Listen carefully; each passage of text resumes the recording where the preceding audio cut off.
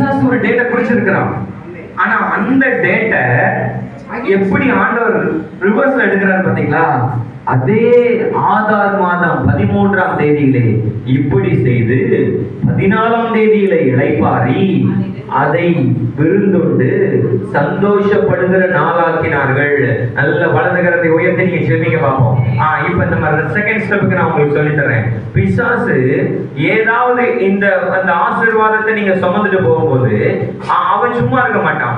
ஏதாவது ஒரு நாள் உங்களை சீண்டி பார்க்கறதுக்கு, உங்க பிள்ளைகளை சீண்டி பார்க்கறதுக்கு, உங்களை கலங்க வைக்கிறதுக்கு ஏதாவது ஒரு ரூட் போட்டாலும், இப்ப நம்ம டிக்ளேர் பண்ண போறோம் அந்த நாளும் நம்ம சுதந்திரிக்கிற நாளா இருக்கும். நல்ல கைகளை தட்டி கர்த்தரை மகிமைப்படுத்தி ஆவியில நடந்து 2 நிமிஷம் ஜெபம் பண்ணுங்க.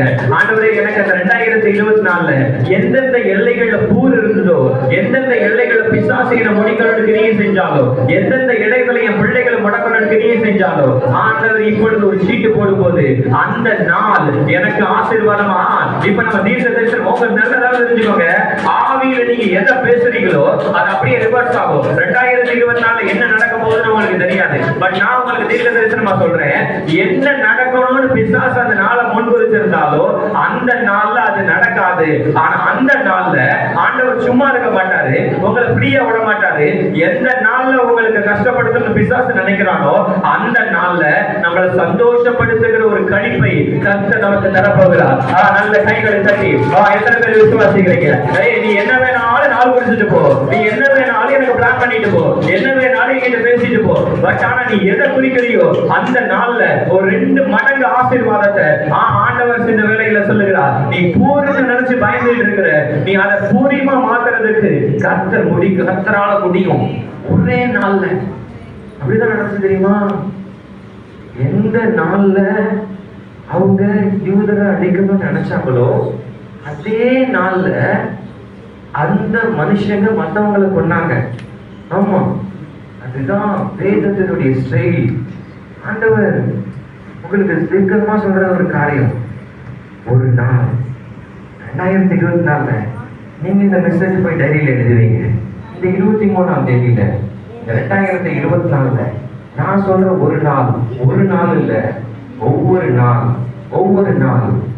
நாள் கர்த்தர் ஸ்டெப் பை ஸ்டெப்பா செய்வார். அழகா ராஜாவுடைய நித்திரையை கலைக்கிறதுக்கு ஒரு நாள், முருதுகையை உயர்த்துகிறதுக்கு ஒரு நாள். எந்த மோதிரம் யூதருக்கு விரோதமாய் செயல்பட்டதோ அந்த மோதிரம் யூதருக்கு ஆசீர்வாதமாய் மாறுறதுக்கு ஒரு நாள். இப்ப ஆண்டவர் உங்களோடு சொல்லுகிற ஒரு காரியம், 2024ஆம் வருஷத்துல உன் பிள்ளைகளை குறித்து உனக்கு பயம் வேண்டாம்.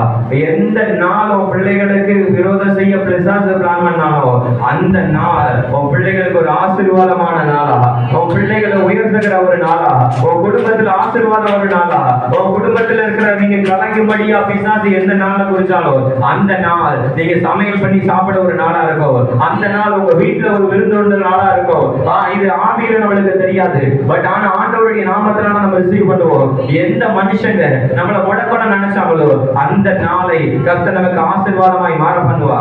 எல்லாரும் எழுந்து நிற்போமா தேவ சமூகத்துல? எல்லாரும்